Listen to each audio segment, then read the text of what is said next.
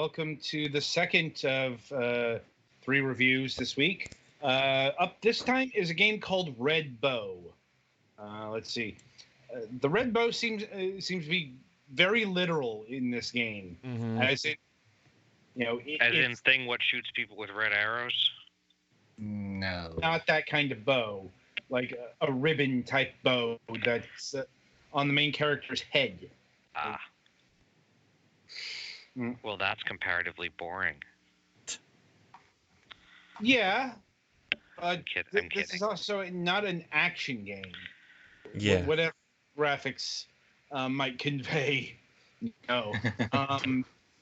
No. This is another point-and-click adventure game from Stranga. They were the ones who did Just Ignore Them, which we reviewed not too long ago. This is another psychological horror. I actually hesitate to use the word horror. Maybe more terror. Because it's not doing the jump scare. It's not doing the scary ghost thing this time around. At least not like Just Ignore Them did.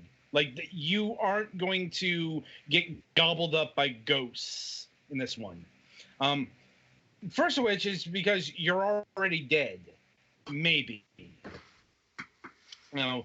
I mean, that is the conceit here.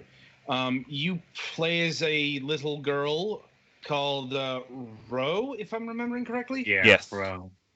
Yeah. Any similarity between this name and the words "red bow" is probably coincidental or something, right? It's probably completely planned. Like, anyway, you seem to be trapped in the afterlife due to unknown circumstances, and your task is to basically help some lost souls, like literal lost souls. They're trapped in this, they're trapped in basically purgatory. Maybe more imagined around Japanese yokai, but still it's there because it's a pretty typical ghost scenario or spirit scenario, or these people did things in life that literally haunt them, and so they can't move on. It's like the first, and it's some really dark stuff. Like, the first scenario involves a suicide.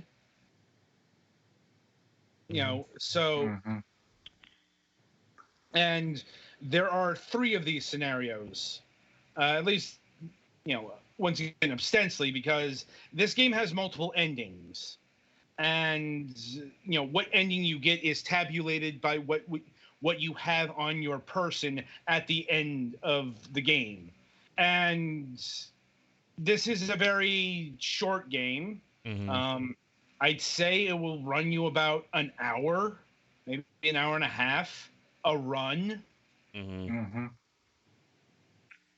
But that's only, that's only part of it, because getting through the game isn't the same thing as beating the game, because it's one of those where it's got a one true ending. Like, and the way you get that is you have to make sure you have the I'm trying to remember if it was a pendant or a medallion that's on your person at the beginning of the game. You can use that to fast forward through a scenario, but you'll just get like the standard ending. Now, the other source of the terror contained with this is the monster designs. Like, once again, the first scenario, you come to the end of, you come to an end of a fucking road. This game isn't always subtle with its symbolism. And you encounter, I'm not exactly sure what it is. It's distinct. Yeah. You'll remember it. It's just like, and Ro will ask, what it is, and it doesn't really define itself other than it is the eater of spirits. Yeah. Wait, I'm a spirit. I'm like, yeah, that does come up. Mm-hmm. Yeah. And the other part of, well, the terror is the atmosphere. At least as much atmosphere as an 8-bit looking game can do. Like, Mm-hmm. I don't know. Like, I mean, Eve managed to be scary, and it was kind of lo-fi, so... yeah. That is true. Yeah, lo-fi like this can work, but I'm like, most of the time I don't think it really conveyed an atmosphere of tension. Like, most of the time, like, for example, when we get here, you've got a lot of atmosphere. Mm-hmm. You know, and once again, its general atmosphere, art style is in line with Just Ignore Them. I'd say not quite as heavy, but once again, we're dealing with some heavy topics here, and as far as its music, it's accompanyingly creepy. Mm-hmm. Like, it sounds like you would expect a game like this to sound. Now, as far as the downside to that is, there's not much to say about it, and indeed, there's not that much to talk about here. It's a very small game, with small goals. Mm. Like, um, doesn't seem to be as prize as an achievement game as some other Ratalaika game ports are, like, which is interesting. Mm-hmm. Mm-hmm.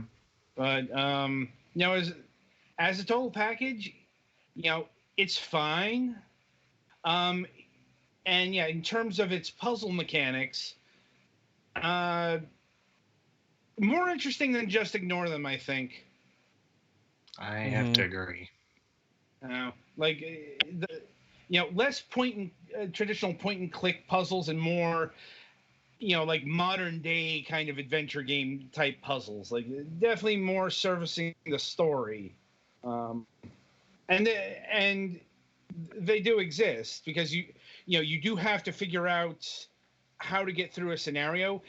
Granted, it's not that difficult because once again, there's not a whole lot in a given area, so you're probably going to be able to parse it out sooner or later. Mm-hmm. Mm-hmm. And let's see. On that note, pricing.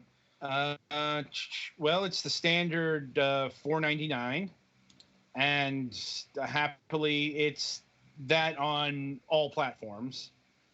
And is this game worth $5? Like, yeah, that's about where I am at. Mm-hmm. Like I'd say barely. Mm-hmm. Yeah. Like, even for a $5 game, this is pretty sparse. Yeah. Like, it tells a good story, but it's like I'd say wait for a sale. Like, wait for this to be $2-3. That's probably more the price I would go for. Like, Mm-hmm. 5 is just the barest of recommendations. It's seriously that compact. Yeah, it's not bad. It's just there's not a whole lot to do. Yeah. Yeah. Scope is pretty small. Yeah, not a whole lot of meat on the bones.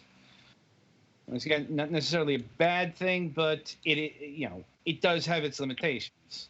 Mm-hmm. I believe Twilight, you have played this, and Petty, you're currently playing it. Mm-hmm. Anything to add to this particular review? I haven't played the PC version, but the controls might be a little different for PS4 because I don't have any point and click aspects to it. I can actually move Yeah, around with the joystick. yeah. Looking From at what what I I'm. Oh, yeah go ahead. yeah from what I could see, this game definitely translated better to a controller than Mhm. Just Ignore Them did. Hmm. Anyway, Twilight, go ahead.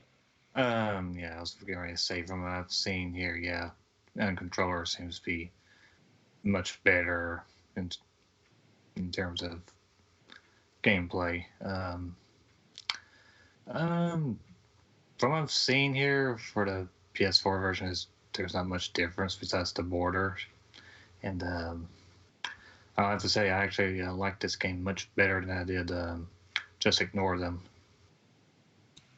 Right. Um, and yeah, I think that's about it. Uh, so, kind of a average game, truth be told. You know, which is once again, you know, kind of where we usually fall in games that are associated with Ratalaika games. Like, they're okay. Just they're small, they're simple, and this one's no exception. And on that note, that'll about do it for Red Bow. Be sure to tune in after the break as we'll be reviewing Neon Junctions, in particular the Nintendo Switch version.